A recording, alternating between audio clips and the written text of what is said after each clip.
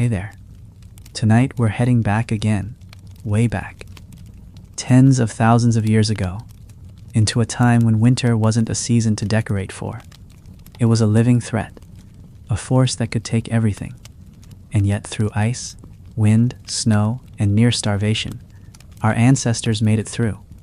They didn't just survive, they adapted, they learned, they created what we might now call life hacks, clever tricks, adjustments, and techniques that made the difference between freezing and thriving. Before we begin, I always love to ask, where are you listening from tonight? And what time is it for you right now? Drop a little comment if you're up for it. And if you enjoy these slow, immersive stories from our ancient past, feel free to subscribe. I make these to help you slow down, to explore history in a way that feels personal and calm. Let's be clear. Winter, during the Ice Age, was not like our winter. It wasn't a few months of cold and frost. In some places, it lasted most of the year. Glaciers cut across continents. Temperatures plummeted far below freezing for weeks at a time. There were no houses, no jackets, no grocery stores, or stoves or medicine. And yet somehow, without any of that, people survived. Not once or twice, but for generations. How? That's what we're going to explore tonight. But not just with facts and names. We're going to feel it. We'll step into the mind of a Paleolithic human, not a caveman caricature, but a person like you, with needs, fears, ideas, and we'll discover the small, brilliant things they figured out. Some so subtle, they went unnoticed in the ground for centuries. Tricks of heat, shelter, food, fire, and social design. Ancient life hacks, passed through hands and stories, that shaped who we are now. The first and most powerful trick was also the most obvious. Fire. But not just starting fire. That's only part of it. The real innovation came in keeping fire alive, and in moving it. For a long time, archaeologists focused on ignition, flint against pyrite, the striking of sparks. But what we now understand is that early humans were masters at transporting fire. They'd carry slow-burning embers, wrapped in bark or moss, shielded in hollowed stones or inside animal horns, sometimes tucked in slings across the chest, near the skin, to keep the ember warm enough to catch new tinder hours later. Some groups developed fire nests, bundles of dry grass, fungi, and resin that could cradle a coal through days of travel. This wasn't basic survival. It was thoughtful, practiced technique. It meant the difference between having warmth when you stopped moving and freezing before morning. Their shelters, too, weren't just lucky caves. They knew which directions gave shelter from prevailing winds. In open regions, they built windbreaks from mammoth bones, hides, and sod, carefully layered and curved to block the worst of the gusts. In some places, these wind shelters were so well designed that even today, the ruins show how snow would have been directed around the entrance instead of inside. And they didn't just build one structure, they built layers within it.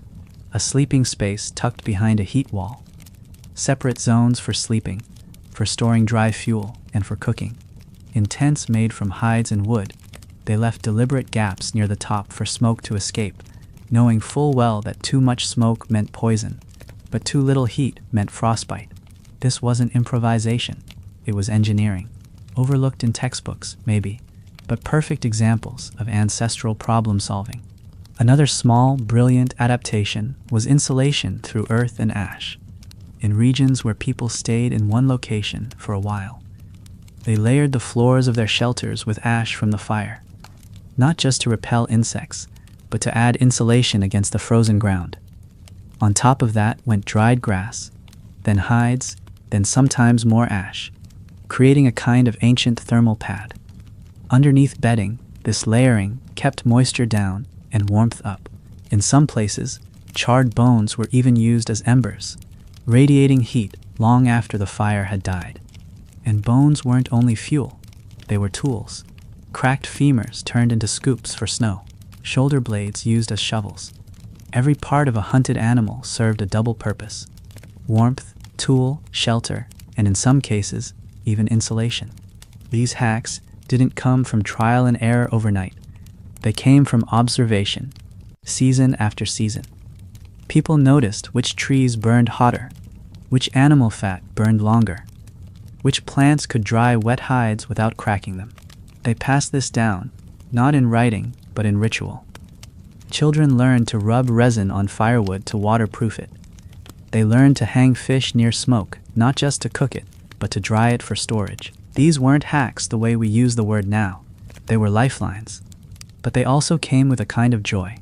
Because when you live that close to nature, every little efficiency feels like magic, like discovering something no one else knows.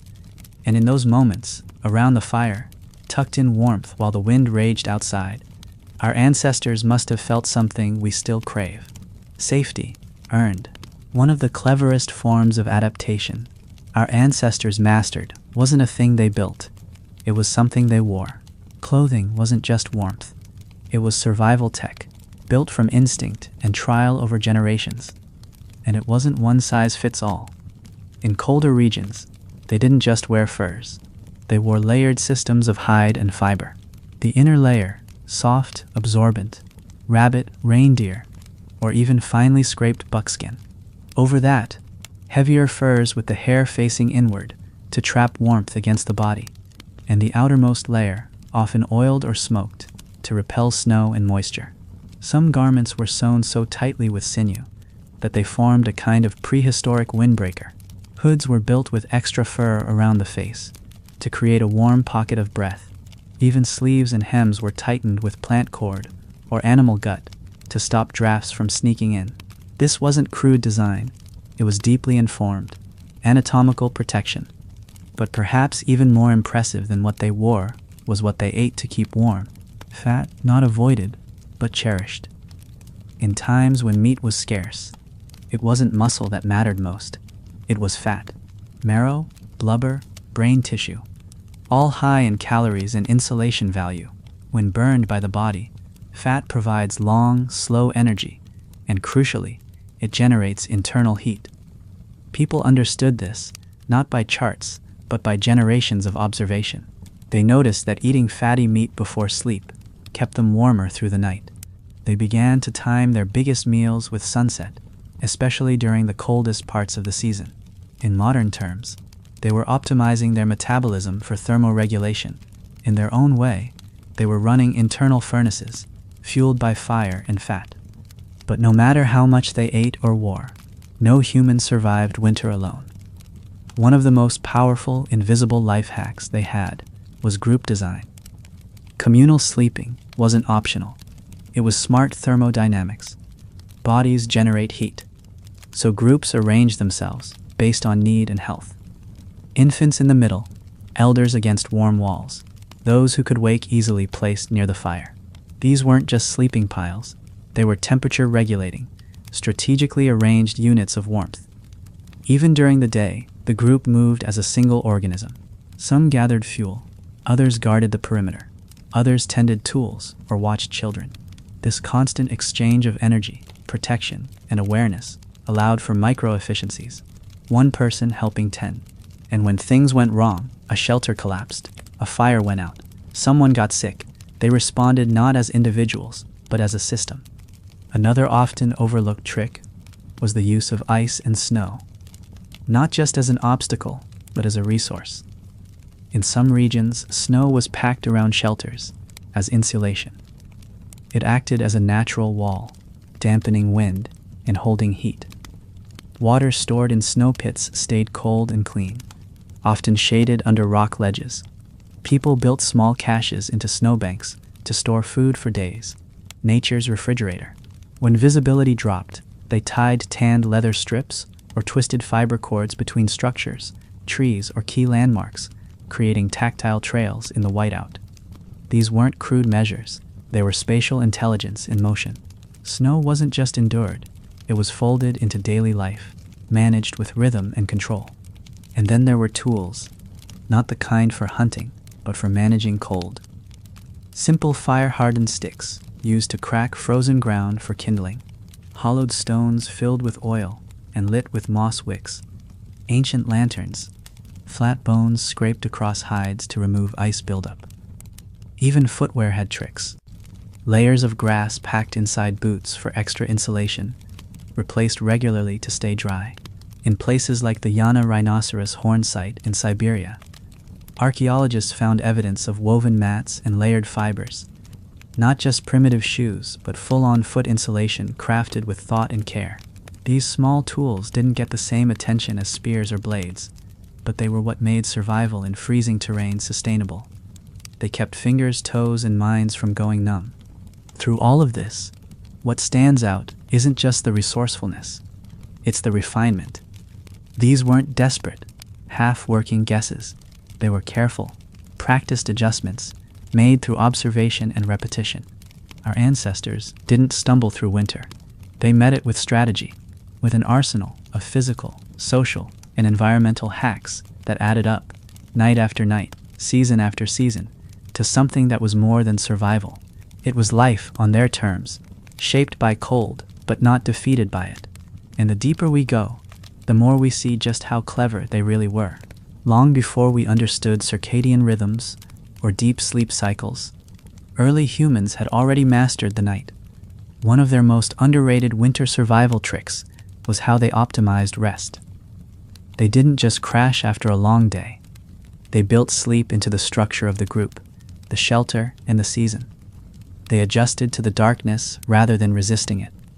And in doing so, they found deeper, longer rest than many of us do today. They aligned their energy with the natural shortening of days, slept in communal warmth, and slowed their movements as the cold deepened. These weren't signs of laziness. They were intentional choices. The brain heals, plans, and remembers during sleep.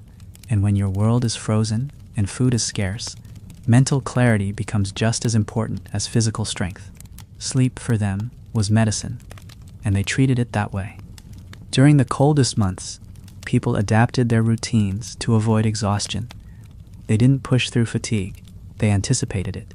One clever technique involved a kind of natural shift work. Those who were light sleepers often took first watch by the fire, while others rested deeply. Then, after a few hours, someone else would take their place. These quiet exchanges were built on trust and familiarity. No spoken commands, just shared responsibility. This allowed the group to maintain a steady, low-burning fire through the night, a constant source of light and heat, without risking overexertion. This kind of staggered sleeping wasn't rigid, it flowed. Some people stayed half awake longer, some napped during the day.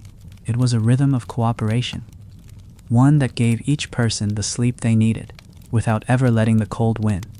Even in how they navigated the world, early humans developed small but essential tricks that made winter movement possible. When snow blurred landmarks and trails vanished under drifts, they relied on memory, not maps, and that memory was trained through subtle daily practice. Children were taught to recognize the position of trees by the way wind shaped them.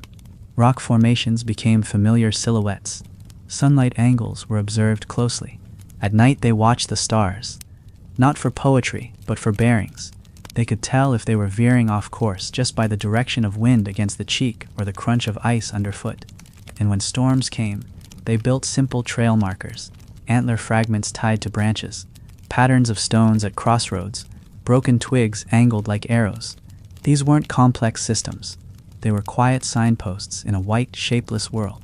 And sometimes, navigation wasn't about going anywhere. It was about knowing when not to move. This is where instinct merged with patience. People didn't travel blindly through blizzards. They read the signs, how animals behaved, how the clouds thickened, how the snow underfoot changed texture. When danger outweighed the need to move, they waited, built up heat, conserved energy. Some groups even had winter stories, passed down through generations, about times when movement led to death, and stillness meant survival. These stories weren't just lessons, they were commands, encoded in memory, and because they honored them, lives were saved. This kind of restraint, choosing inaction when the impulse is to flee, is one of the most advanced life hacks of all. Mental endurance was its own form of survival tech. Being trapped indoors for weeks could lead to despair, especially when food was low and the wind howled for days. To cope, people crafted rituals of the mind: songs, games, repetition. They built bone flutes to play soft tunes by firelight. They carved patterns into antlers, or drew on walls, not just to create, but to focus, to still the mind. Sometimes, someone would simply retell the same story every night, a myth of an animal spirit, or the first fire, or a dream passed down. These weren't just cultural moments, they were tools. Tools to preserve hope, tools to keep memory alive when everything else seemed to freeze. The brain needs rhythm, familiarity, and meaning to avoid collapse. Our ancestors didn't need a term for mental health to know how to protect it. All of this, from how they slept to how they thought, moved, and waited, paints a very different picture of Ice Age humans than the one we're often given. They weren't just lucky, they were brilliant. Not with gadgets or data, but with observation, rhythm, and respect for the world around them. They didn't try to outmuscle winter. They partnered with it, listened to it, shaped their lives around its rules, and in doing so, unlocked the kind of daily wisdom that modern life so often forgets. Every life hack they used, every adjustment, trick, and ritual wasn't a novelty. It was survival refined into knowledge. And that knowledge slowly became culture. One of the most remarkable hacks our ancestors developed wasn't about surviving in winter. It was about preparing for it long before it arrived. They didn't wait for the cold to adapt. The moment summer began to fade, their entire lifestyle shifted into winter prep. Foragers gathered roots and nuts, not just for immediate use, but to store. Hunters targeted animals known to have thick fat layers before migration. Fish were smoked, berries were dried, even bones were kept, not just for tools, but for marrow, a dense fatty calorie source that could be cracked open weeks or months later. These weren't last-minute panics. This was strategy, a seasonal clock ticking in the mind of the tribe. And every person, from the oldest to the smallest child, had a part in its rhythm. They had a kind of mental storage, too, a shared generational map of where and when food could be found, how to find dry firewood even under snow, where the ground stayed warmer, where the water wouldn't freeze. We know now from studies of nomadic groups that this kind of spatial memory can span decades. Some cave-dwelling cultures passed down routes to certain caves known to be dry in winter, or places where animals tended to gather when snow was thick. These places were marked not with signs, but with stories, told as part of evening rituals, or taught through initiation journeys. What may sound like myth to modern ears was often practical knowledge encoded in metaphor. The reindeer that sleeps beneath the hill might be a way of remembering a warm basin where herds gathered in late winter. These stories weren't fantasy. They were navigation tools. And sometimes survival meant more than working with the land. It meant working with animals. While full domestication came later, early humans understood the behavior of animals with remarkable precision. In colder regions, they followed predator patterns, not to hunt them, but to follow what they followed. If wolves were moving west, it meant reindeer or elk were nearby. If birds flew low and erratically before a storm, it signaled a change in weather. People built primitive blinds near migration routes, snow-padded shelters where they could wait without losing body heat. They tracked animals for days, not just for meat, but for their wisdom. The animals knew where water flowed under ice, where wind was weakest, where danger slept. To follow the animal wasn't desperation, it was design. Another hack involved how they handled excess. When a hunt was too successful to eat in one sitting, they didn't waste, they preserved. Not with salt, but with smoke, cold and fat. In colder climates, pits were dug into frozen earth and lined with stone or hide. Meat was packed in, layered with snow and sometimes ash, to deter scavengers.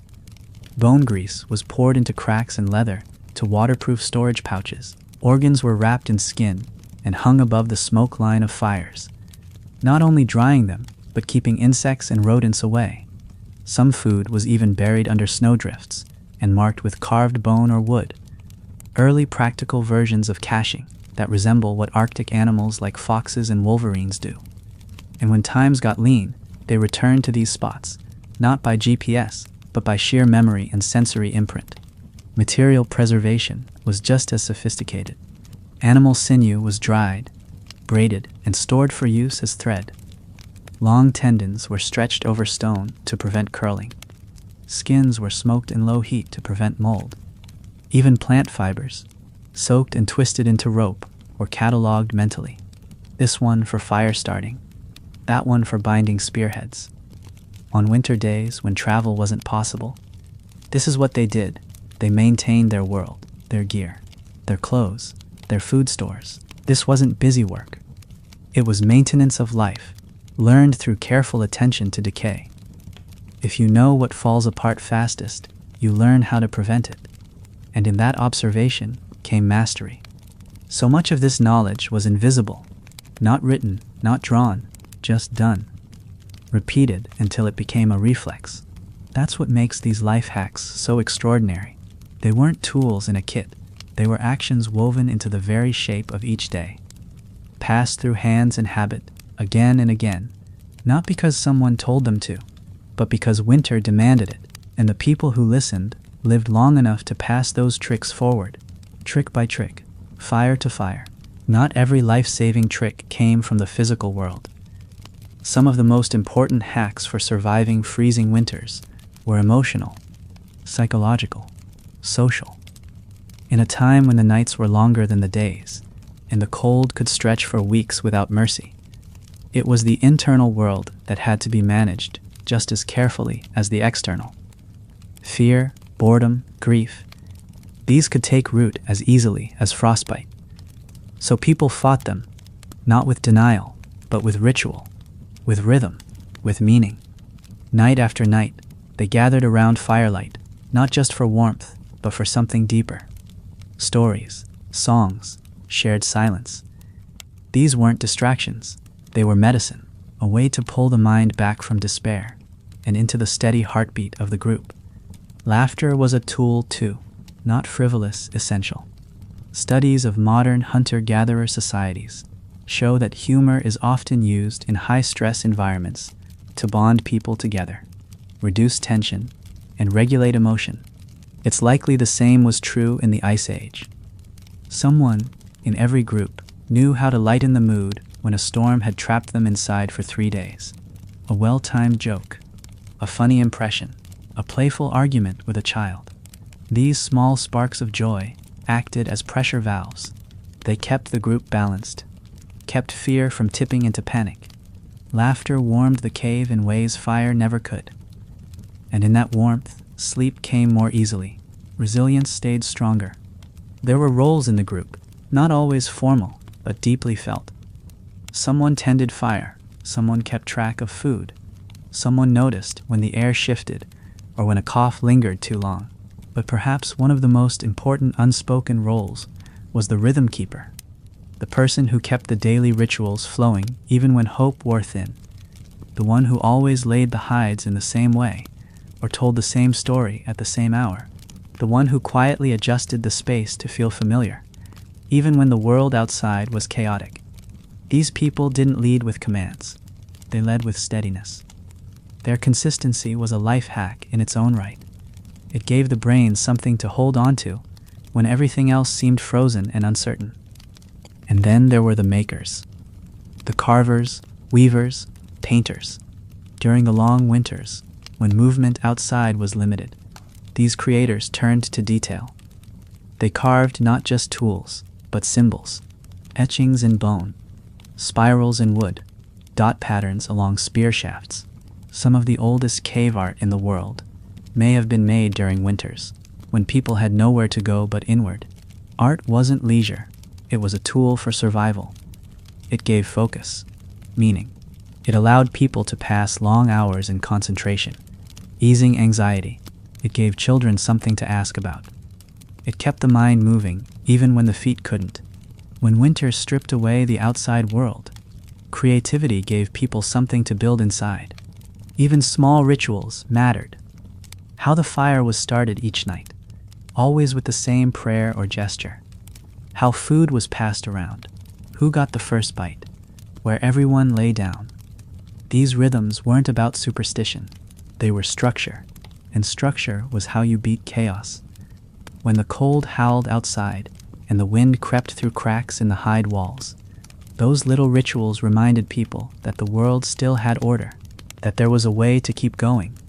One evening, one story, one shared meal at a time, and in that small, deliberate rhythm, they weren't just waiting out the storm, they were living through it with dignity, awareness, and quiet strength. These emotional and social hacks were every bit as vital as tools and fire, because surviving winter wasn't just a matter of heat and food. It was a matter of staying human, of holding on to purpose, identity, and each other. And what our ancestors learned across thousands of winters is that survival isn't only built with stone and bone. Sometimes it's built with laughter in the dark, with a song whispered to a child, with a shared glance that says, "We're still here."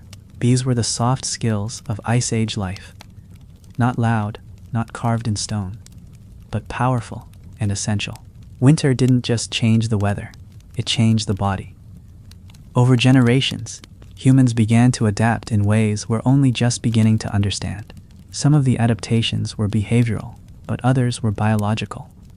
We know now that exposure to cold, if done gradually and mindfully, can actually enhance circulation, stimulate brown fat activation, and improve immune function. While ancient people didn't know the terms, they felt the effects. They moved in and out of cold strategically, using short bursts of exposure to toughen the body before retreating to warmth. Children were raised with this rhythm, not overprotected from cold, but gently introduced to it. A brief walk in the snow barefoot, splashing icy water on the face before sleep. These weren't just accidents of poverty or hardship. They were functional micro-adaptations. Cold, managed wisely, wasn't the enemy. It was a teacher. This understanding extended to where people chose to make shelter. Microclimates, the tiny shifts in temperature and exposure, became part of their intuitive knowledge. A slope facing east warmed earlier. A depression held cold air longer. A thicket of trees blocked wind in one direction, but not another. Shelters weren't randomly built. They were selected, with care. Even within caves, certain sections were favored for winter sleep. Elevated corners away from icy runoff, near thermal stone faces that retained daytime heat. In tundra regions, some groups built half-cave shelters, with packed snow along one side and a wall of bone on the other, reflecting both warmth and light. They didn't fight the elements head-on. They leaned into the landscape's strengths, using the land as part of their shelter. They also found ways to track time, not through clocks, but through the body and sky, the phases of the moon, the subtle shift in daylight, the way animals migrated, and when certain stars rose at dusk, these celestial cues became markers for everything. When to prepare food caches, when to reinforce shelters, when to expect snow. And as the dark months rolled on, they didn't dread the slow pace. They used it. The rhythm of winter, slow and deliberate, gave space for deep memory, for planning, for integration. Modern life pushes us through every season at the same speed, but our ancestors lived with time, not against it. Winter was slow because it needed to be. That slowness was a survival strategy and a sacred rhythm. Firelight, too, became a kind of timekeeper. Shadows moved across cave walls, repeating familiar arcs each night. People learned how long a particular log would burn, how quickly a certain type of bark would crackle.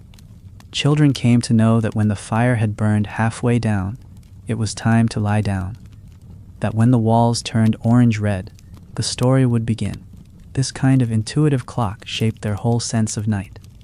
The brain, soothed by fire and routine, relaxed into deep rest. That's something we've almost lost, the natural cues that tell the body it's safe to let go.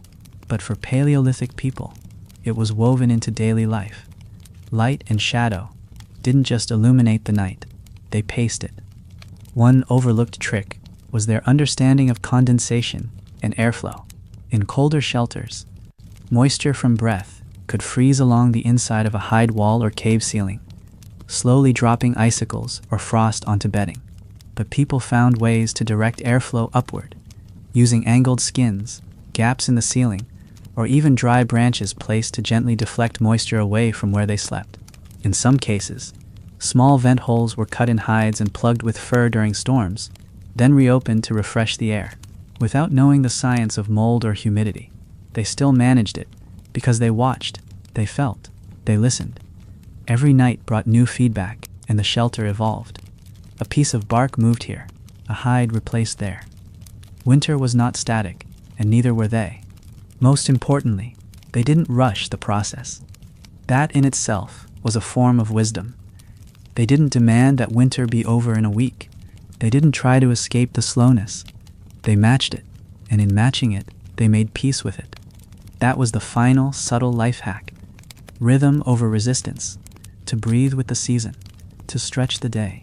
To accept stillness, not as defeat, but as preparation.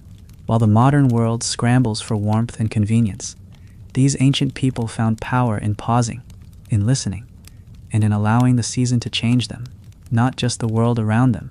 If winter forced early humans to slow down, it also gave them time to refine not just how they lived, but what they used. One of the most underappreciated survival hacks of prehistoric life was the deep culture of repair. Tools weren't disposable. Nothing was. Every object, a bone awl, a hide scraper, a woven pouch, had its own life, its own history. And when it broke, the answer wasn't to discard it. It was to fix it. In the stillness of long nights, people sat by firelight and repaired the small world they had built. Arrowheads were reshaped. Hafted blades were rewrapped with sinew soaked in spit or grease. Holes in fur clothing were patched with tiny stitches. And every time something was repaired, the user became more connected to it. These objects weren't just tools. They were companions in survival. The skill it took to make and maintain tools during winter was nothing short of masterful. Working with stone in the cold is a delicate task. Too brittle, and the material snaps wrong. Too warm, and your hands lose sensitivity.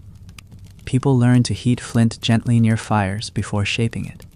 They carved bone and antler with stone chisels, honing edges sharper than modern steel scalpels, something confirmed through archaeological microscopy. But more than sharpness, what mattered was durability. A spear tip made in winter might need to last for months, and so every detail was checked. Binding material tested for stretch and freeze resistance. Blade shapes adjusted based on the terrain and the kind of prey nearby. This wasn't just crafting, it was precision engineering, done with ancient hands and firelight as the only lab. They also worked with what they had. If a stone tool broke in the field, they didn't panic. They carried cores, unfinished stones, that could be flaked on the spot. This portable kit let them adapt quickly. Sinew thread? Replace it with twisted gut. Lost scraper? Carve a new one from the rib of a deer. Every part of every creature had multiple potential uses, and people memorized them, not with textbooks, but with tactile memory.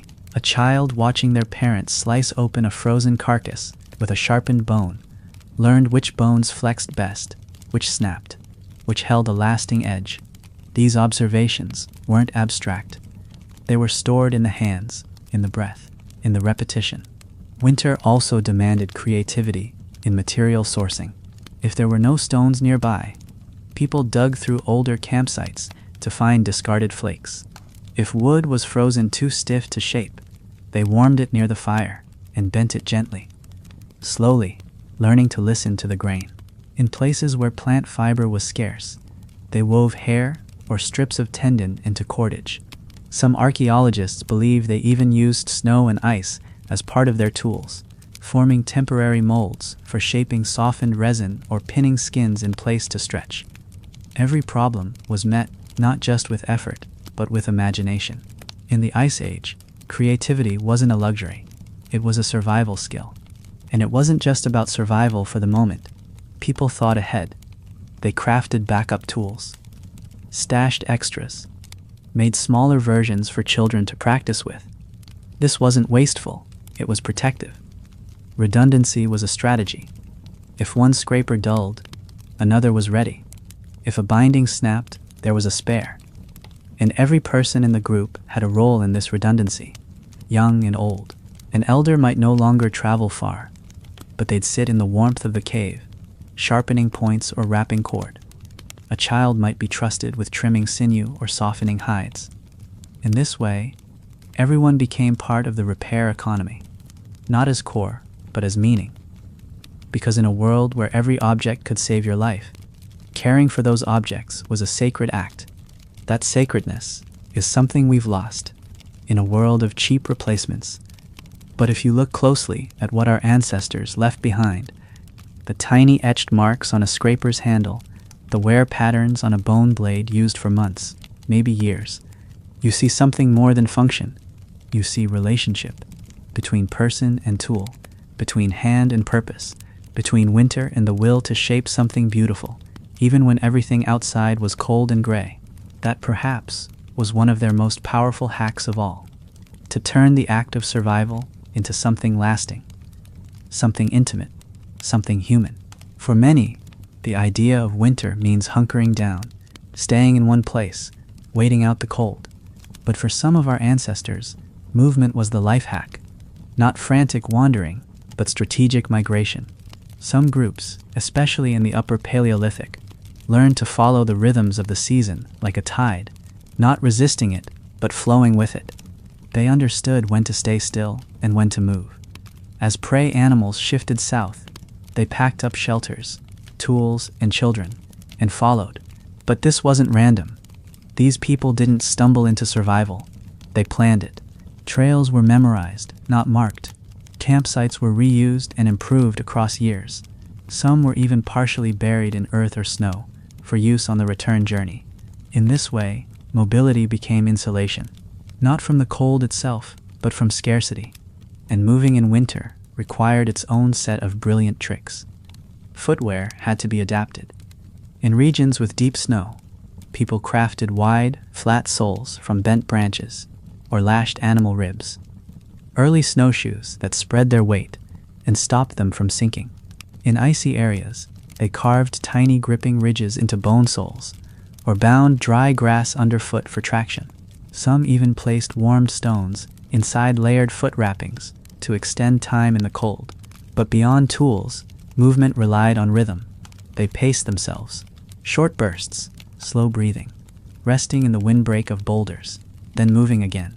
This wasn't about covering miles quickly. It was about making it through, one step at a time, without burning out. Tracking animals in snow was an art. In soft powder, every hoofprint told a story. Was the animal moving fast, lame, heavy with fat, or sickly thin? How fresh was the print? Did it weave a sign of hunger, or walk straight, confidently? Skilled hunters read these trails like a book. They followed not in haste, but in quiet anticipation. And sometimes, in the silence of winter, it was easier. Sounds carried farther. Disturbances in snow revealed paths that in summer might be invisible. And when the time came to strike, they used the environment itself, herding animals toward icy slopes where they might slip, or into snowdrifts that slowed them down. The cold wasn't a hindrance. It was part of the strategy. Even their packs were winter adapted. Carrying gear in freezing weather takes its toll. Rawhide stiffens, sinew cracks. So they developed ways to wrap bundles in layers, furs turned inward to protect fragile items, bark woven into crossbody slings, and snow-resistant wrappings made from smoked skins. In colder regions, they avoided metal-like tools against bare skin, wrapping stone and bone handles in leather. The weight of every object was calculated. Is it worth carrying? Will it help us make fire faster? Will it feed us? And sometimes, items were hidden along known routes, cached in caves or rock cracks, ready to retrieve weeks later. These weren't just resourceful acts, they were logistical brilliance. Snow, often seen as an enemy, was also a protector. In the right conditions, it insulated. People dug small shelters directly into snowbanks, known today as Quincy's hollowed-out snow domes that once shaped and hardened, could hold heat surprisingly well. The inner air could be 20 or even 30 degrees warmer than the outside, just from body heat alone. Entrances were kept low, forming a cold trap below the sleeping space. Some groups lined these spaces with fir or pine boughs, layering warmth into frozen architecture. This was not a last resort. It was a deliberate skill passed on and practiced, a way to turn the very thing trying to kill you into a shield. This balance, movement, and stillness, tracking and hiding, using and yielding, was the mark of a people who didn't just endure the cold, but understood it. They read the world the way we read screens. They responded to every shift in snow, wind, and light with care. Their life hacks weren't about shortcuts. They were about harmony, a partnership with winter itself. And in that partnership, they found a rhythm of survival so refined, it allowed them to move through even the harshest seasons with purpose, clarity, and life. The most powerful life hacks weren't always physical. Sometimes, the key to surviving winter wasn't what you carried in your hands. It was what you noticed. The world our ancestors moved through was sharp-edged, yes, but also full of signals. Subtle changes in sound, scent, vibration, and they tuned themselves to it like a second sense. When hunting in snow-covered forests, even a single misstep, a crunch too loud, a breath too sharp, could ruin the moment. So they trained silence like a skill. Young hunters were taught to walk with their whole foot, gently rolling from heel to toe, to exhale against their sleeve to muffle their breath, to still their body entirely when the trees grew too quiet. This wasn't stealth for show. It was survival. And it became so ingrained, it felt like instinct. But it wasn't just about being quiet. It was about knowing when to move. Winter daylight is limited. A few hours, sometimes less. So people learned to read the rhythm of light. The best time to hunt wasn't always midday. It was when the shadows softened, when the wind shifted direction, when the snow stopped creaking underfoot. People paid attention, not just to the sky, but to how their own body responded to light. Some groups moved only in morning and evening, using twilight to mask their approach. Others would wait motionless for hours, trusting that timing mattered more than distance. They weren't rushing through life. They were timing it, threading themselves between cold and opportunity like a needle through cloth. Scent was another invisible tool, one rarely mentioned but crucial. Early humans knew how smell moved through the cold air. They noticed that in low temperatures, scent trails clung to the ground, followed wind lines. So they used this knowledge both ways, to track and to hide. They approached prey from downwind. They rubbed smoke or mud on their bodies to mask their own scent. Some even carried sprigs of crushed pine or ash to blend into forest smells. And during sleep, they burned dried herbs, not for fragrance, but for function. Juniper, pine resin, dried mint, all helped cover human scent from predators and possibly even repelled insects, rodents, or disease. These weren't just pleasant smells. They were defensive strategies in the form of invisible armor. Energy conservation was another mental game. The cold drains the body faster than most people realize. Moving too quickly, sweating too much, or carrying unnecessary weight could all lead to dangerous fatigue, or worse, freezing from damp clothes. So they hacked their own energy. Movements were deliberate, tasks were shared. No one wasted effort if it didn't serve the group. A clever trick involved layering clothing in a way that allowed for venting, adjusting hides or fibers slightly open near the chest to prevent overheating during exertion. When sweat did form, they knew how to dry garments quickly over stones near the fire, or by wearing them at night under heavy blankets to bake them dry. Every step was measured. Every calorie counted. Another surprising life hack was seasonal body management. In some regions, people intentionally gained weight before winter, not as a result of abundance, but as preparation. Through high-fat diets in the late autumn and early winter, they built up insulation that their leaner, warmer weather bodies didn't carry. This wasn't guesswork. It was done with precision, passed down by experience. Elders knew which foods to prioritize, when to slow down movement to conserve calories, when to rest more to encourage fat storage. They didn't shame the body for changing. They used it as another part of the survival toolkit. The body became winter's partner, not its victim. In all these ways, movement, silence, smell, timing, energy, we see how early humans survived, not through dominance, but through relationship with their own bodies, with the landscape, with the cold. Their most effective life hacks weren't flashy. They were small, practiced, and deeply sensory.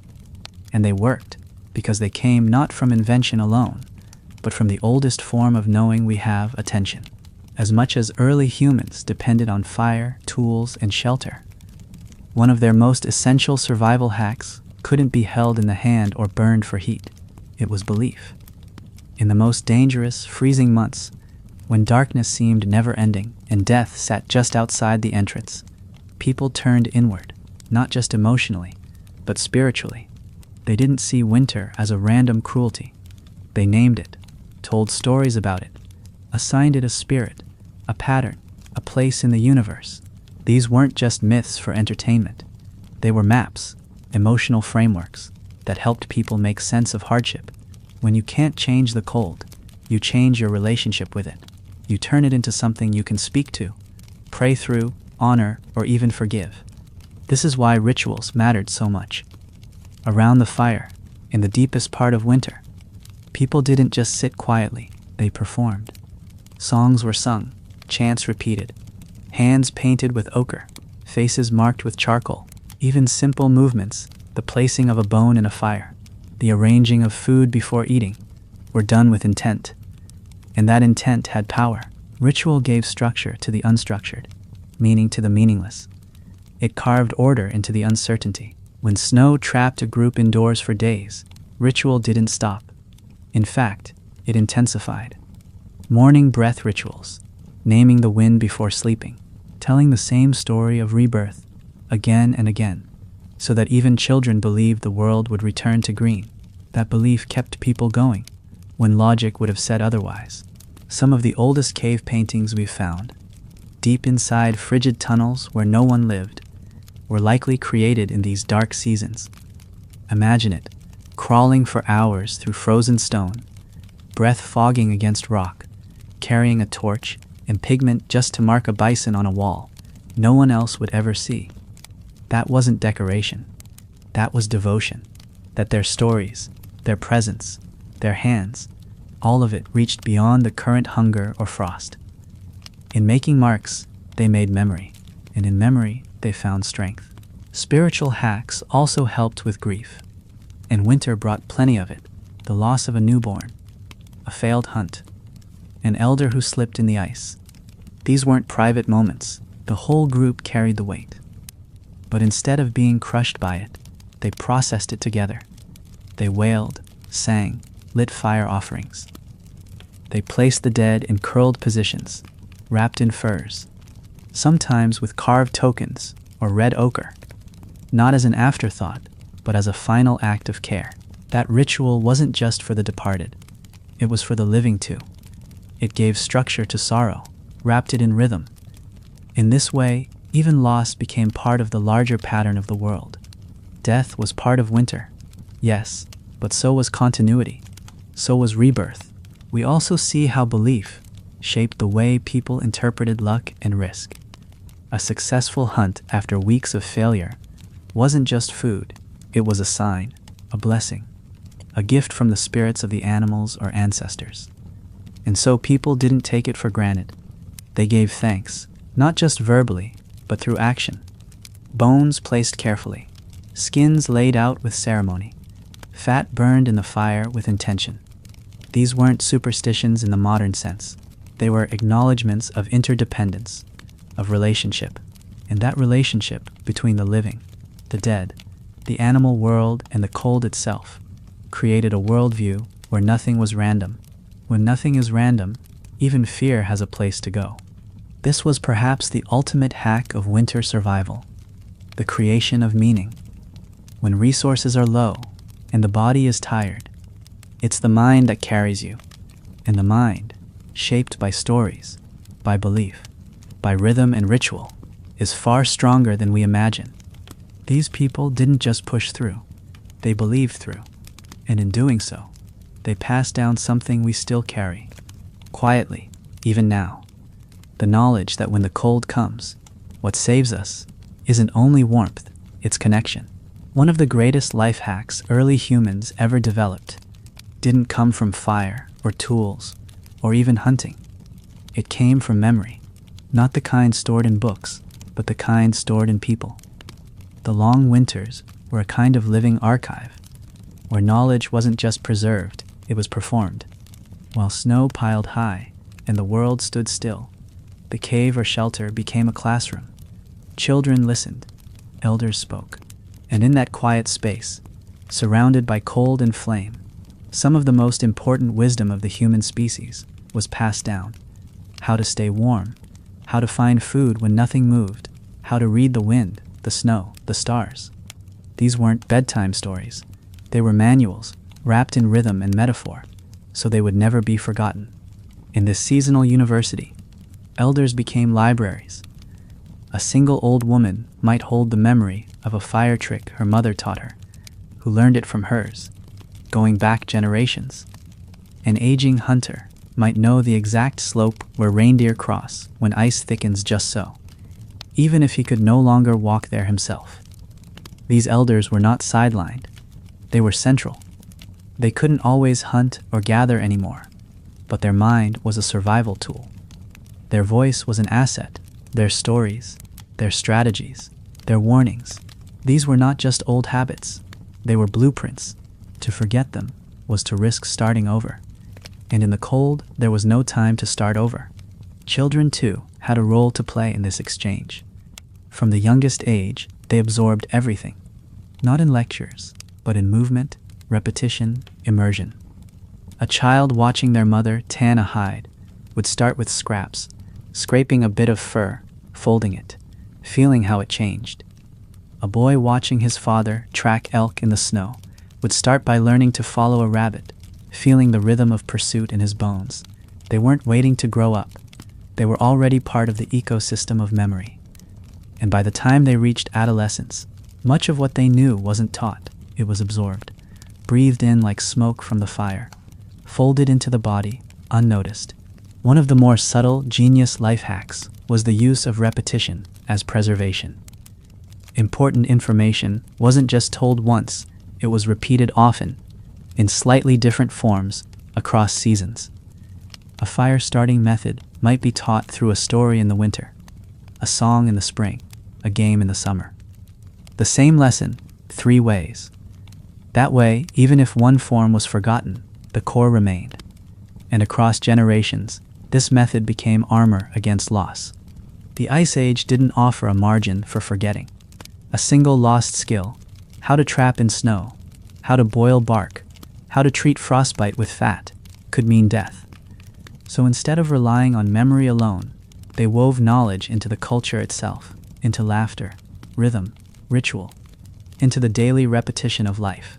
They also had a profound understanding of seasonal intelligence. Not all knowledge was needed at once, and so it was delivered as the need arose. In the fall, children were taught how to stretch sinew for thread. In early winter, how to store fat. In deep winter, how to read wind and smell ice. Information came when it could be practiced. This wasn't efficiency. It was neuroscience, long before the word existed. Teaching through action, timing learning to need, layering knowledge instead of overwhelming it.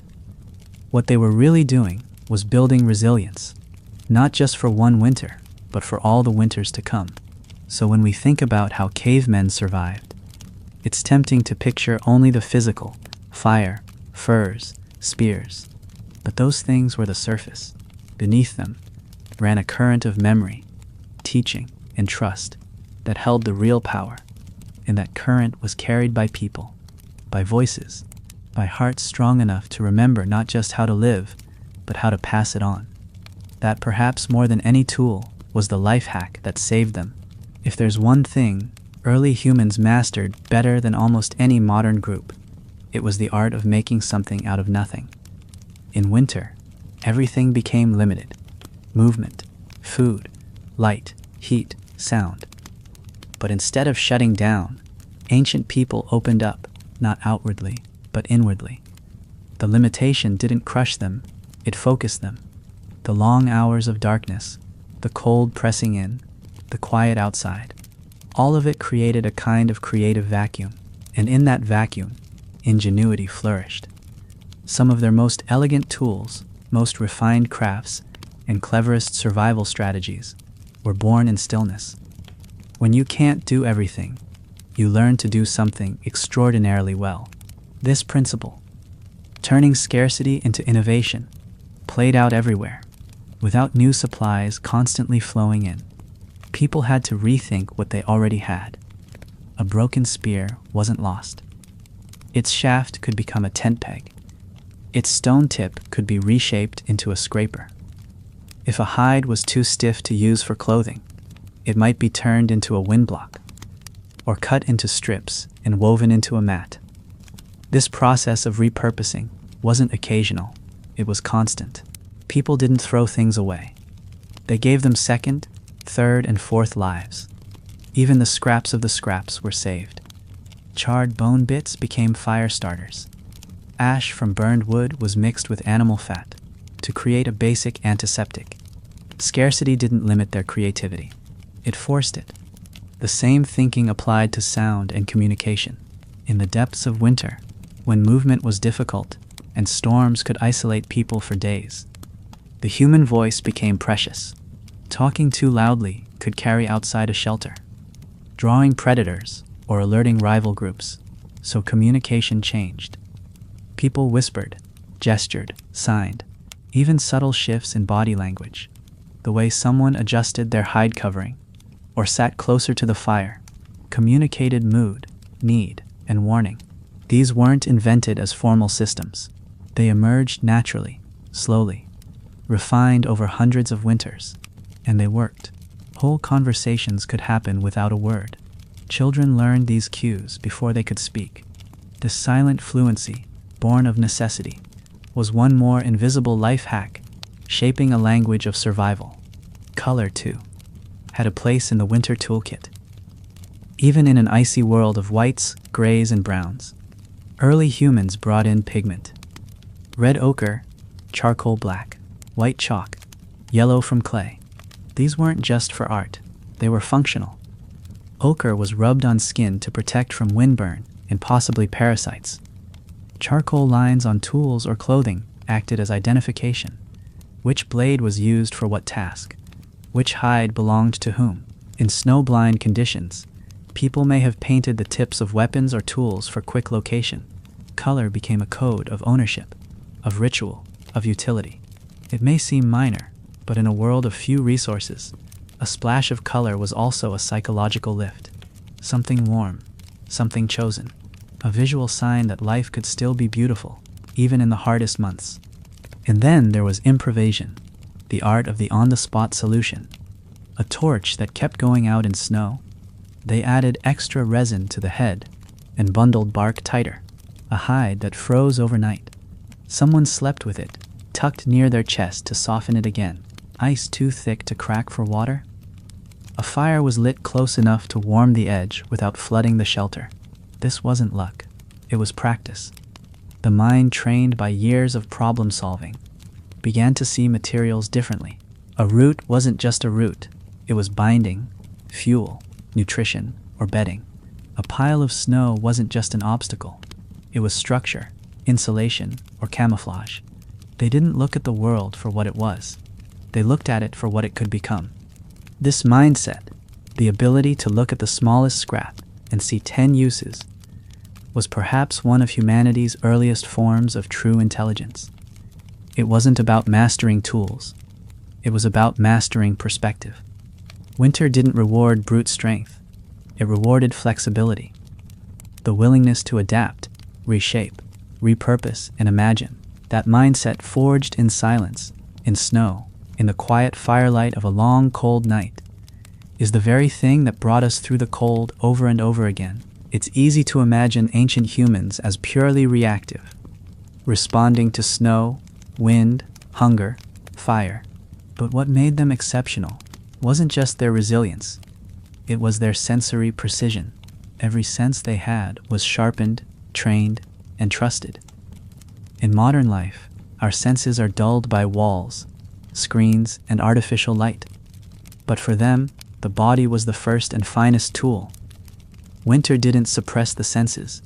It demanded their full use. A shift in air pressure, the way sound echoed off frozen stone.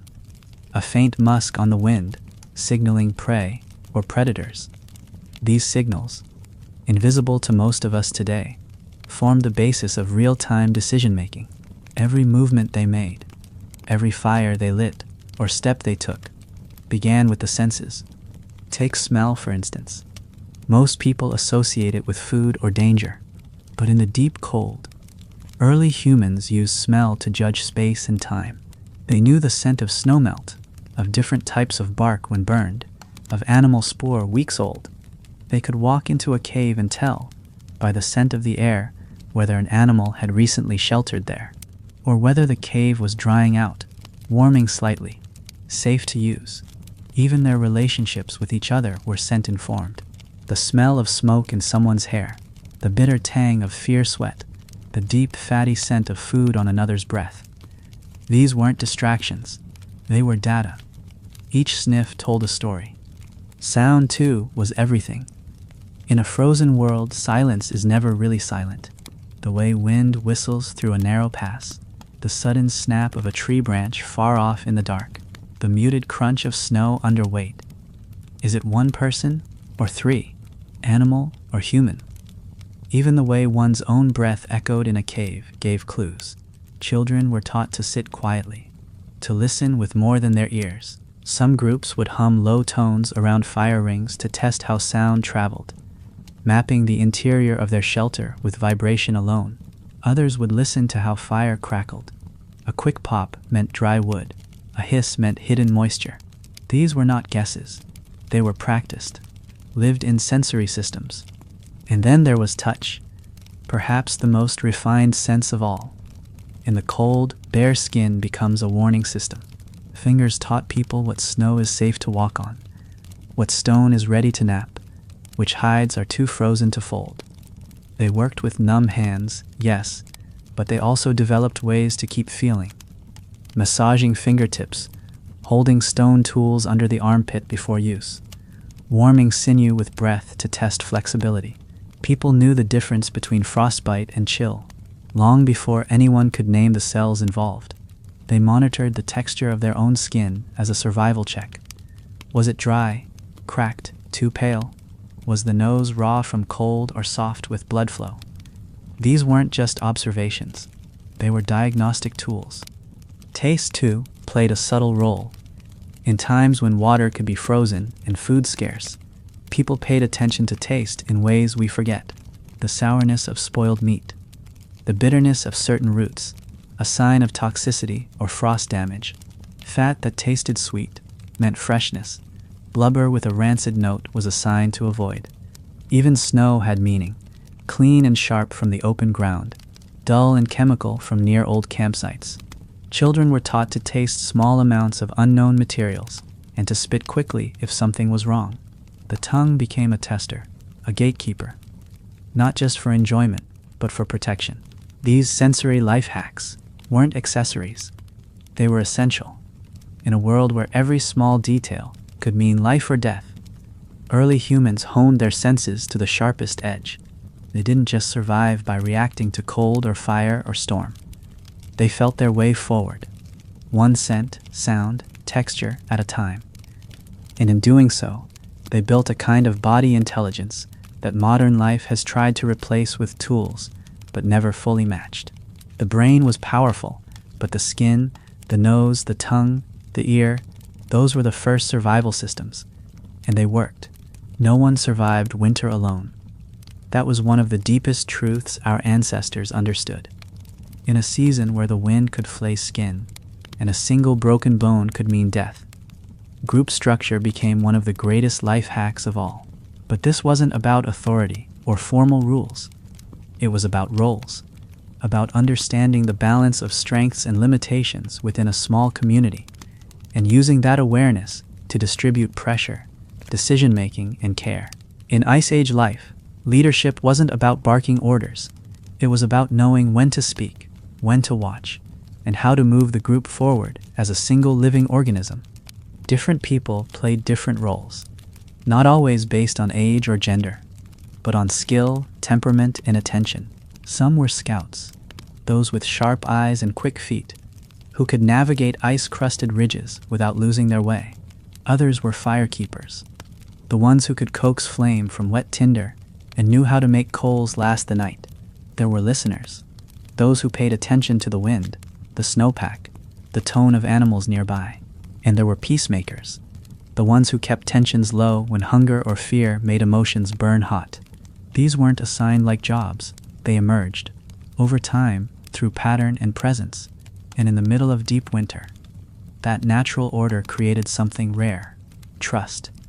One of the smartest survival strategies was how early humans divided risk. Not everyone hunted. Not everyone stayed behind. If a task was dangerous, like crossing a frozen lake or going out to find lost game, the group made decisions together. Who was healthiest? Who had slept well? Who had the best sense of direction in this weather? They didn't gamble lives on ego. They calculated, sometimes with startling precision. And when someone took on a dangerous task, they weren't sent off with indifference. They were prepared, wrapped in the warmest hides, given the best tools, sometimes even blessed with words or a touch before leaving. These rituals weren't just spiritual. They were psychological armor. They reminded people, you go alone, but not unloved. Caregiving was another powerful tool. Elders, sick members, or injured hunters weren't left to die, not if the group had any strength left to share. Instead, they were tended, fed first, covered with extra fur. Sometimes they were even sung to, the sound acting as both comfort and presence. This wasn't sentimentality, it was strategy. A healed person might one day save another. An elder might remember where firewood had been cached. Even the act of caring kept the group mentally strong, because compassion, in the deep freeze of winter, was proof that the group was still human. And in that humanity, there was resilience. Children, too, had defined places. They weren't hidden from hardship. They were included in it gently. A child might help turn meat over the fire, or fetch stones for boiling water. These weren't chores to keep them busy. They were training, learning through doing. And in return, children brought laughter, levity, and a kind of emotional lightness that adults needed more than they admitted. In many groups, the sound of a child laughing on a storm-bound night was enough to soften the entire shelter. A reminder that life continued, that something waited on the other side of winter. What our ancestors created in those frozen months wasn't just survival. It was infrastructure. Not of roads or buildings, but of relationships. Their greatest hack wasn't fire, or fur, or stone blades. It was each other. A perfectly tuned team. A social system built not on dominance or wealth, but on deep knowledge of who could do what and when. And in that invisible structure, winter found its match. Not in power, but in presence. While many of us today rely on weather apps and forecasts, early humans had no such systems, and yet they often predicted winter events with startling accuracy. They didn't guess, they watched. The first snow wasn't a surprise. It was preceded by silence in the trees, cloud shapes along the horizon, the smell of moisture in the air. These signs weren't mystical. They were real data, absorbed over decades, passed on by those who remembered when the storm came earlier than expected, or when a late frost killed the root harvest. Observation was their radar. The earth whispered, and they had learned how to listen. Animals were the most consistent messengers.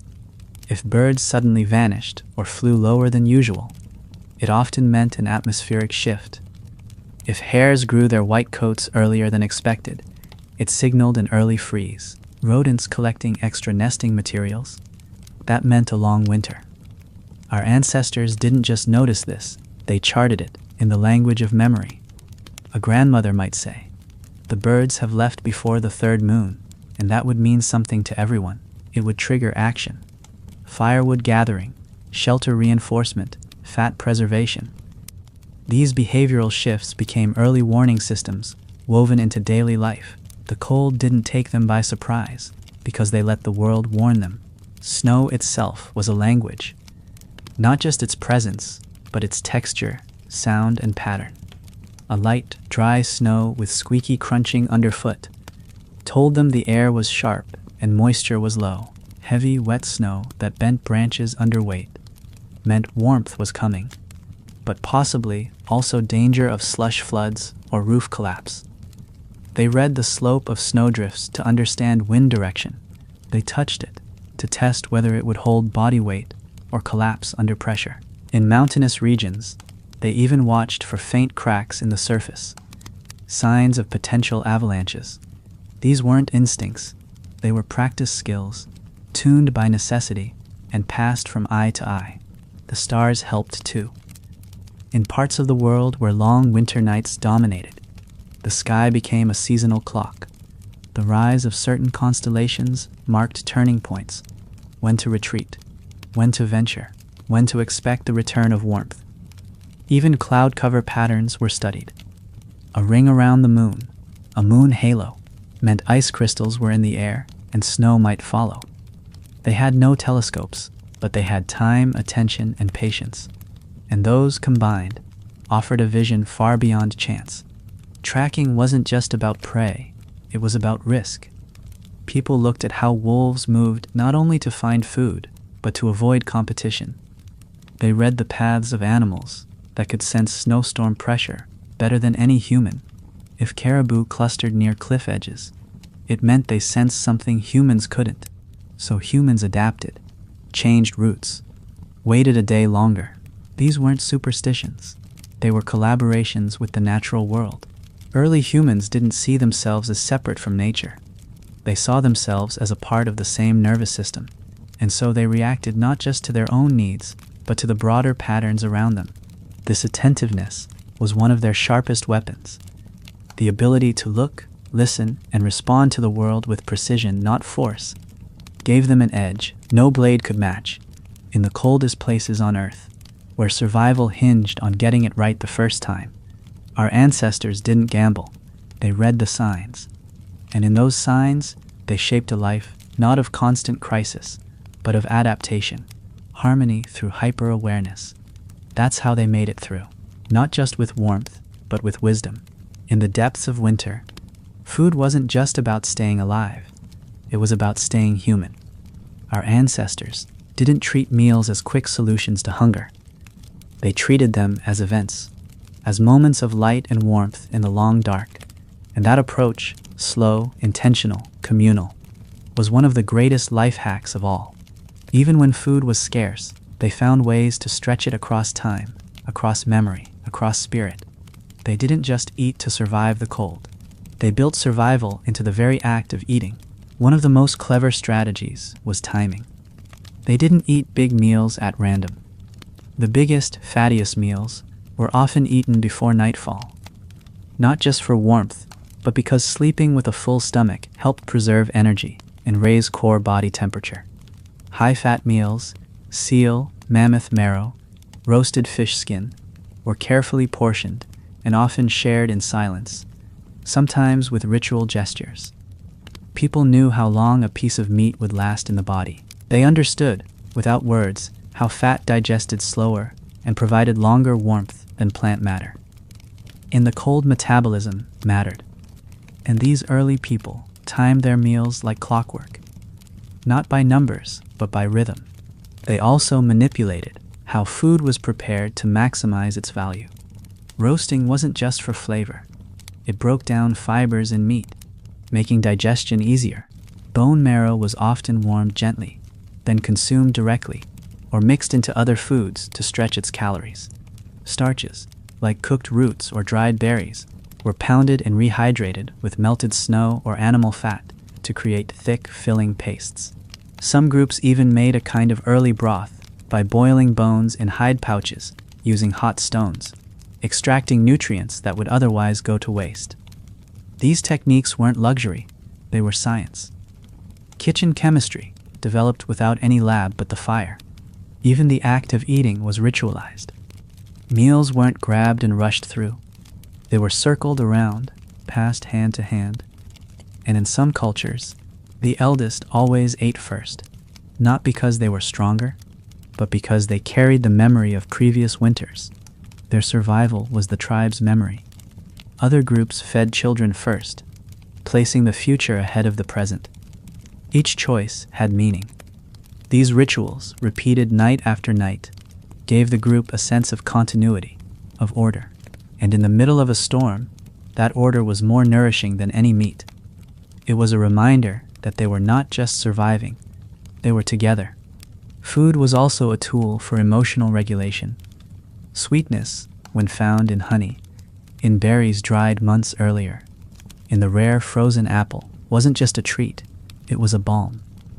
Something that lifted mood, that told the body and brain, there is still joy here.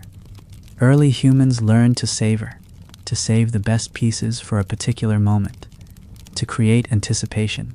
A slice of fat, smoked in late autumn, might not be eaten until the first storm of January, just to remind the group that preparation had paid off, that things would get better, that they had agency, even in the face of the freezing void. And then there was the knowledge of when not to eat. Fasting wasn't always voluntary, but it was handled with wisdom. People knew how to stretch hunger without panicking. They drank warm water or broth, chewed bark or animal skin to keep the mouth busy, rested more, moved less. When there wasn't enough to go around, they didn't splinter into chaos. They slowed down, trusted the group, trusted the cycle, because they had survived before, and the stories said they'd survive again. Even the act of waiting to eat became a kind of ritual, a kind of proof we can endure. In modern life, food is fast, disconnected, but back then it was central. It was memory. It was medicine. A fire-lit meal in the cold wasn't just calories, it was culture, a performance of resilience, a bonding act.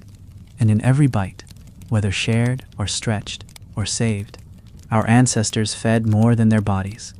They fed the flame of human connection, and it burned right through the cold. In the ancient winter, light was not taken for granted. When the sun disappeared early, and the world turned cold and black for 15 hours or more, fire became something more than a tool. It became life itself. But our ancestors didn't use fire like we use lamps or bulbs. They didn't fill every corner with brightness. They knew the value of shadows, of flickering, moving light, of gradual dimming. They worked with darkness, not against it. And that understanding, that balance, was one of their most powerful and most overlooked winter survival hacks. Inside a winter shelter, fire wasn't just placed for warmth. It was positioned for rhythm.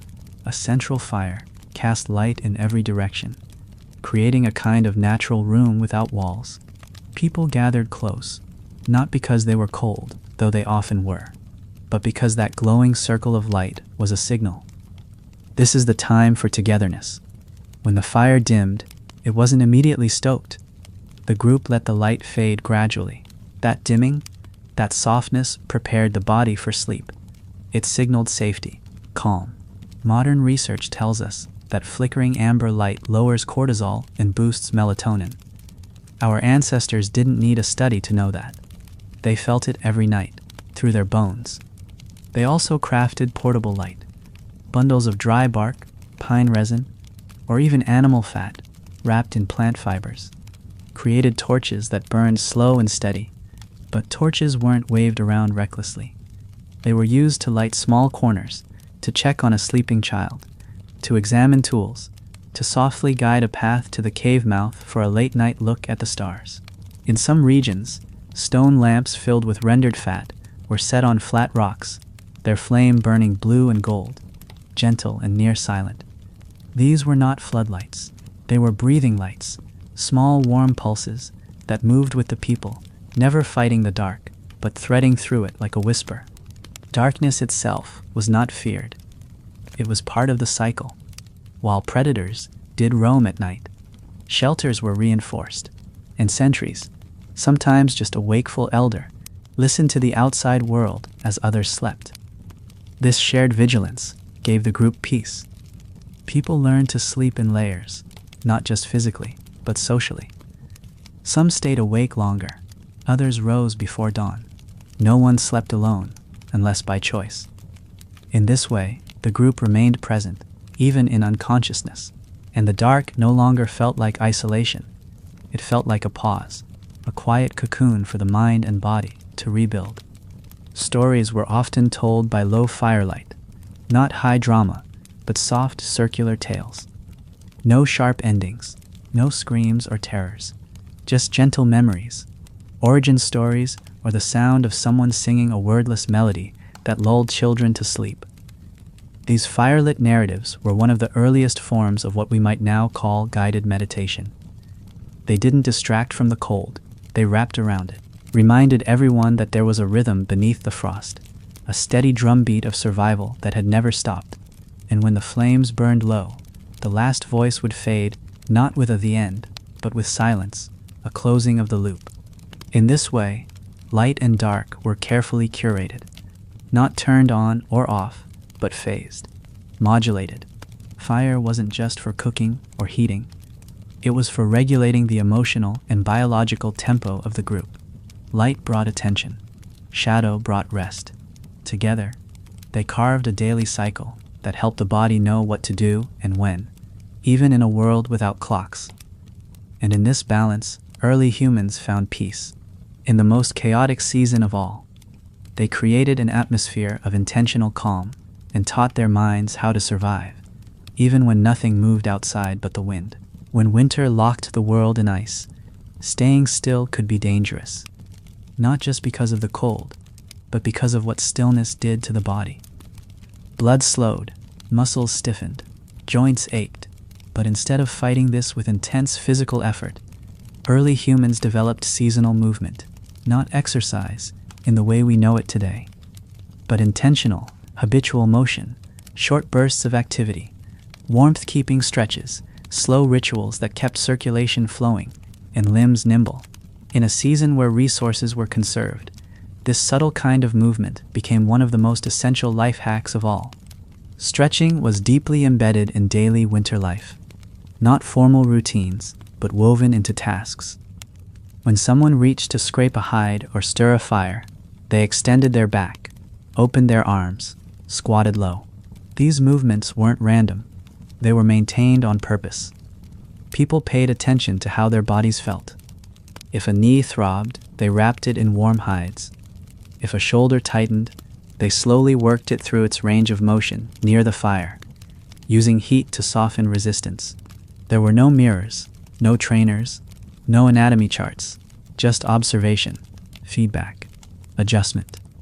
Winter didn't stop movement. It shaped it into small, constant acts of preservation. Even the way they sat was strategic. Modern chairs collapse the spine. But early humans rarely sat like that.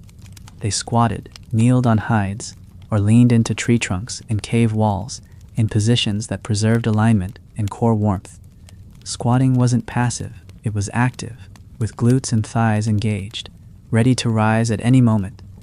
This position also helped with digestion and circulation, both crucial during a time when meals were heavy and infrequent. Children learned to sit this way from birth, their joints open and flexible. There was no need for posture correction, because their entire way of living reinforced it naturally. Movement was also social. People danced, even in winter. Not elaborate performances, but rhythmic steps near the fire. Stomping to keep warm, swaying in sync, clapping slowly to signal time or mood. This kind of movement created group warmth. It was bonding, circulation, and morale all in one. You didn't just feel your own heartbeat, you felt the rhythm of others moving with you. And when a body began to lose heat, others responded. A gentle pull to the center, a fur draped over shoulders, someone coaxing you up, helping you move. These weren't instructions. They were instinct, a kind of collective bodily awareness that modern life has dulled. Cold recovery, too, had its methods. If someone had been exposed to deep chill, the remedy wasn't always full immersion in fire heat that could shock the system. Instead, they were slowly warmed at the extremities. Hands between someone else's thighs or underarms, feet rubbed with warm grease or tucked against a sleeping child's belly. Warm stones wrapped in bark and passed from person to person like precious eggs. The body's own heat was the first medicine, and knowing how to use it, when to touch, where to press, how long to wait, was part of a shared vocabulary of survival. Even during sleep, body position mattered. People curled together in arrangements that conserved heat, spooned pairs, ringed circles, head-to-foot lines. Hides were layered to trap breath, with insulation added beneath as well as above. They didn't toss and turn through the night. They nested, using posture as protection. In this way, even the stillness of sleep became a physical strategy, refined through repetition, encoded in comfort, and passed down not through words, but through the rhythms of winter night after night. The cold could test more than the body. In the long, dark stretch of winter, when the world outside was still and the days blurred together, what became most difficult wasn't the hunger or the ice. It was the waiting, the repetition, the psychological weight of days without movement, of hopes delayed, of grief unspoken. And so one of the deepest survival strategies wasn't physical at all.